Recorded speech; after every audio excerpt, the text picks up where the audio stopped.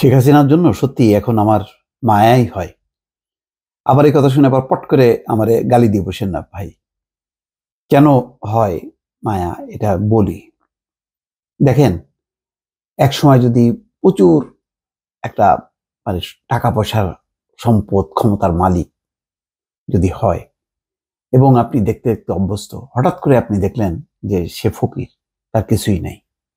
তখন আপনার কিন্তু একটু ধাক্কা লাগবে যে আহা বেচারা, আজকে এই অবস্থা। আমি কিন্তু ওই অর্থে বলছি। এখন শুরুতেই আমার প্রথম লাইনটা শুনে আপনারা পট করে আবার লাফ দিয়ে বললেন যে এই তো পাইছি একটা আওয়ামী দালাল। না, এটা দালাল ফালালের ব্যাপার না। বিষয়টা দেখেন, কিছু কিছু যে খবর আসছে, এর হয়তো পুরো যাচাই করে কতটুকু সত্য মিথ্যা সেটা বলা যায় না, কিন্তু বাস্তবতাটা কিন্তু আসলে তেমনই। কালের কণ্ঠের একটা রিপোর্ট, ভারতে ৩০,০০০ টাকার শপিং করে বিপাকে শেখ হাসিনা। তিনি এই ৩০,০০০ টাকা মেটাতে যে তার কিন্তু মানে পেরেশানি গেছে মোট কথা। তো কি খবরটা কি দেখেন, খবরটা হলো এই যে ছাত্র জনতার গণঅভ্যুত্থানের মুখে মাত্র ৪৫ মিনিটেই ছোট বোন রেহেনাকে নিয়ে দেশ ছেড়ে পালিয়ে ভারতে যান সাবেক প্রধানমন্ত্রী শেখ হাসিনা। তখন দিল্লির কাছে গজিয়াবাদের হিন্ডন বিমান সেনাদের ঘাঁটিতেই রয়েছেন বাংলাদেশের সদ্য সাবেক প্রধানমন্ত্রী শেখ হাসিনা। প্রথম তো সেই গজিয়াবাদের সেই হিন্দন যে বিমান সেনাদের ঘাঁটি দিল্লির কাছে, সেখানে তিনি ছিলেন। এখন আসার সময় ধাওয়ার মুখে তো অত গুছায় গাছায় জিনিসপত্র সব কিছু আনার মতন সময়ও পায়নি, কেন না তার এসএসএফ এবং মানে সেনাবাহিনীর যে সদস্যরা ছিল তখন গণভবন, তারা দ্রুত তাগাদা দিচ্ছিল, কারণ তাদেরও তো সেফটির ব্যাপার ছিল, মানুষজন ধেয়ে আসছে। তো তখন মানে কোন রকম তাড়াহুড়ো করে সে এটা নিশ্চিত ওইটা নেয়নি। পরে হয়তো যখন নাকি মানে দিল্লিতে যাওয়ার পথে তখন তার আস্তে আস্তে মনে পড়ছে যে তার প্রয়োজনীয় তো কিছু জিনিসপত্র নেওয়া লাগবে। এখন কোথায় তাকে নিয়ে রাখবে, সেখান থেকে কবে বেরোবে, সুতরাং সে প্রয়োজনীয় তার কিছু জিনিসপত্র কেনাকাটার দরকার ছিল। এখানে বলা হচ্ছে হাতে নামমাত্র সময় পাওয়ায় আসার সময় জামা কাপড় নিত্য ব্যবহৃত জিনিসপত্র কিছুই নিয়ে যেতে পারেননি কেউ, মানে দুই বোনের কেউ। আচ্ছা, দিল্লির একটি সূত্র বলছে যে গজিয়াবাদের হিন্দন বিমান সেনা ঘাঁটিতে একটি শপিং সেন্টারে নিজের এবং বোনের প্রয়োজনীয় জিনিসপত্র কিনতে যান শেখ হাসিনা। জামা কাপড়ের পাশাপাশি অন্য জিনিসও কেনেন হাসিনা ও তার সহযোগীরা। সব মিলিয়ে ৩০,০০০ টাকার কেনাকাটা করেন তিনি।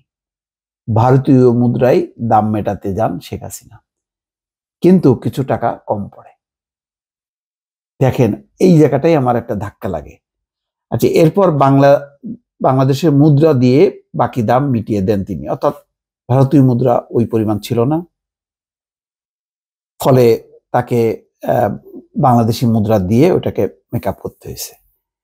তা আমার ধাক্কা লাগলো এই এই যে উনি ৩০,০০০ টাকা মানে জন্য যে আটকে গেলেন, এটা তো কল্পনা করেন তিনি যে পরিমাণ দাপটে ছিলেন ক্ষমতার, তিনি কখনো খরচ করবেন তার নিজের পকেট থেকে, এইরকম পরিস্থিতি কি গত ১৫ বছর হয়েছে? হওয়ার তো কথা না। জানি না হয়েছে কিনা এর মধ্যে। আর ৩০,০০০ টাকা কোনো ব্যাপার? ৩ লাখ টাকা বা ৩০ লক্ষ টাকা, এটাও তো কোনো ব্যাপার ছিল না। শেখ হাসিনার যে ক্ষমতা, তাদের যে টাকা পয়সার ছড়াছড়ি, যেরকম তথ্য আসছে নানাভাবে, তাতে তো এই ৩০,০০০ কোনো ব্যাপার না। ৩০ লাখ হইলেও কোনো ব্যাপার ছিল না। কিন্তু আজকে দেখেন, এটাই হয়েছে। এটা কেন বললাম?